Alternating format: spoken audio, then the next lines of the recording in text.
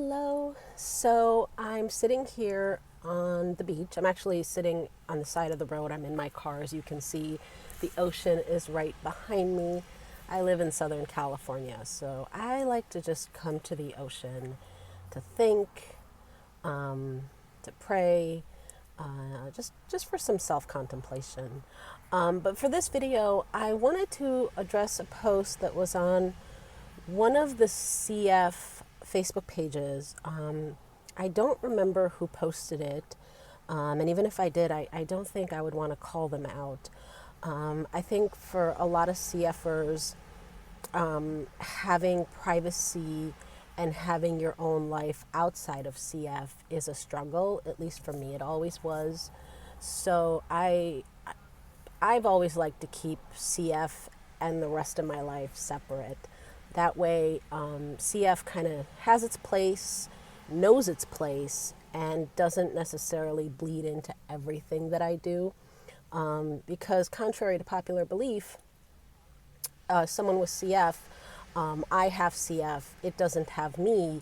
Furthermore, it is not all of me. There is so much more to me than CF. And now post-transplant, again, I had a transplant. The transplant does not have me, and there is a lot more to me, to my life, to my goals, to my interests than just the transplant side of it. And so I always try to make sure that I keep everything in its place, both for myself and for other people. Because a lot of people think that just because they have an illness that it has them, and that's not the case at all. Just like, if you have a dog or a cat, you are a pet lover, you are a pet owner, you are a pet parent. But just because you have a dog or a cat doesn't mean that you can't also have a job or a spouse or a child or anything like that. So it's important to keep everything in its place. And obviously there are priorities and things that need to be kept along with that, and responsibilities. But still, it's important to keep everything in its place, including CF or transplant or any other illnesses or struggles that we as human beings tend to go through. Anyway, so this particular post, it was a question that was posted on one of the Facebook sites that it really, well, I'm still thinking about it, and this happened at least a week ago, maybe 2 weeks ago, that I saw this question. And it was a mom posting on behalf of her son. And she said that her son didn't want to do his treatments and take care of himself because he was going to die anyway. And he didn't see what the point was of taking care of himself if he was just going to die. And so I wanted to address that because I went through the same sort of mindset. For on and off for many years, probably throughout my life. I don't know if I've mentioned this before, but I was not a stellar patient as a CF patient. I used to skip treatments. I used to skip pills. And my reasoning wasn't that, well, I don't care because I'm going to die anyway. My reasoning was, it doesn't matter because I'm going to get sick anyway. So I may as well just not do it, and the result will be the same. I never really thought that I was going to die. Well, at least I hoped I wouldn't. And I really didn't think too much about death until I started to get really sick and was starting to think about transplant. That's when it became very real for me. But to answer the question, and in this post, this vlog, this video, I'm going to be talking to the son, to the boy. I think the mom said he was 13. So I'm going to be answering to him. So when I say you, I am talking to you. And the reason why you should take care of yourself, even though you're going to die, there are actually a multitude of reasons. Number one, we are all going to die.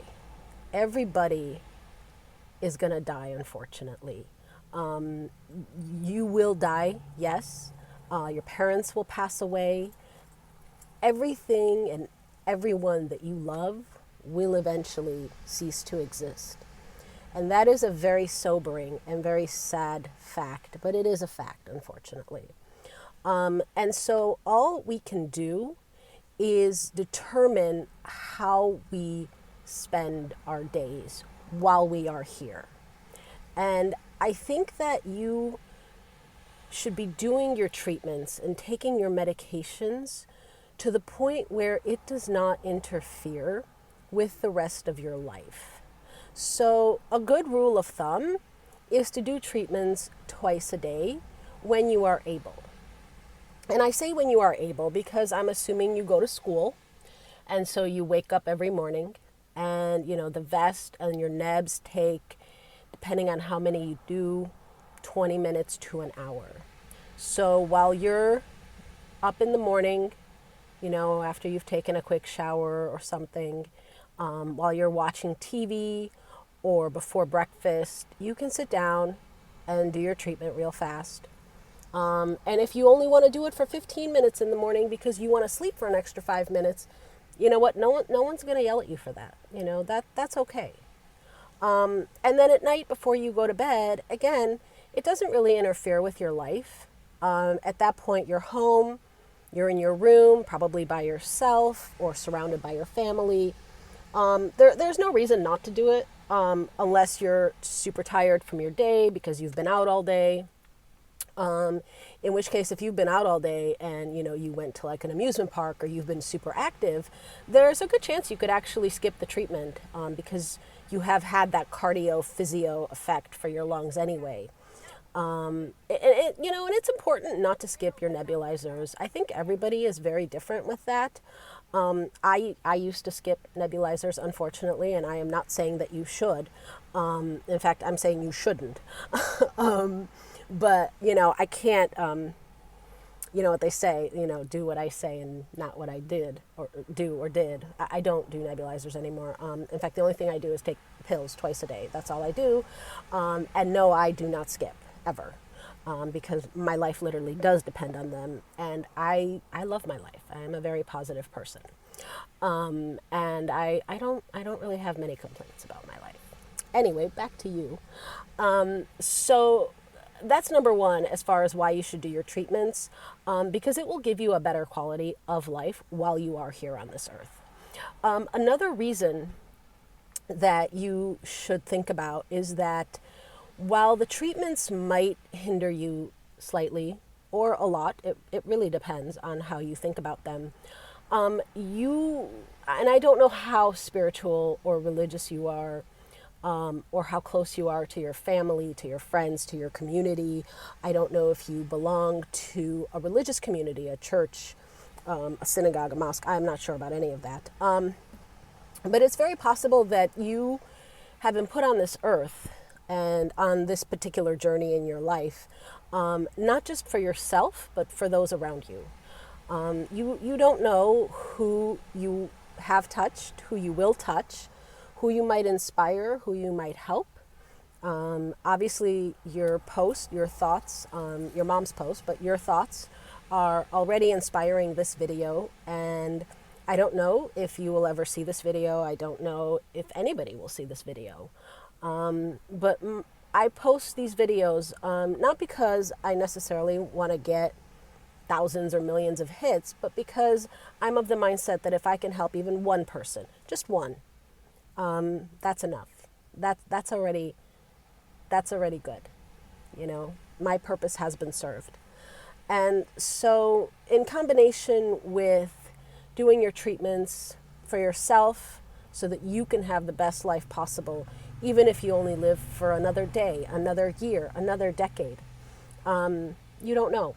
And, if you can do your treatment in the morning and that makes you cough less in school, which makes kids stare at you less, which gives you a better outlook, which helps you play sports or participate in other activities, which helps get you more friends, or whatever your goals might be, then you've already accomplished something positive.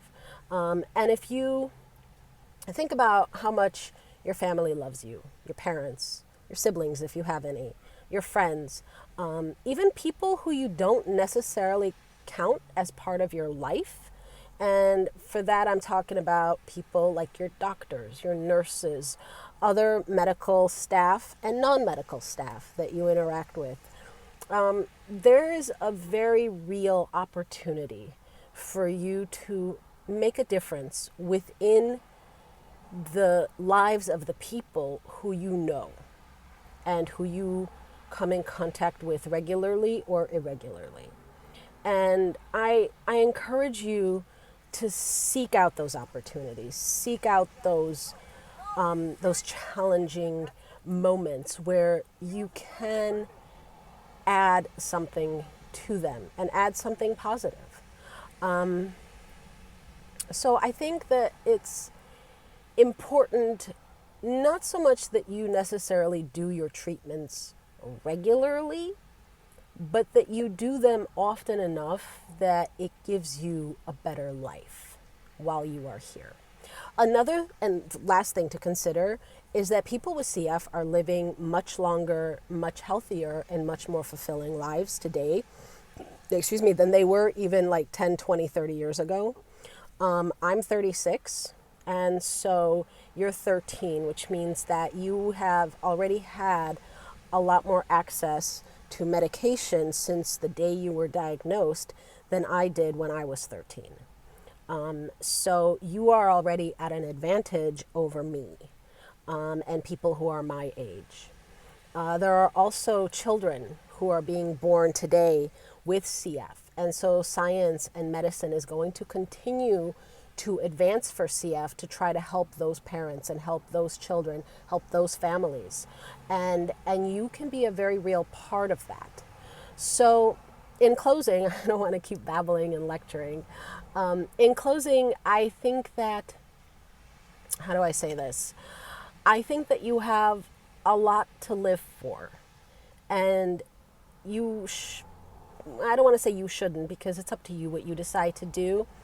But I think that living with an attitude of, I want to live because, and of course only you can fill in the dot, dot, dot after that, because, is a much better way to live, but also a more real way for you to live. Because the reality is that as a 13-year-old with CF, you do have a lot of opportunities, a lot of possibilities, and a lot of medical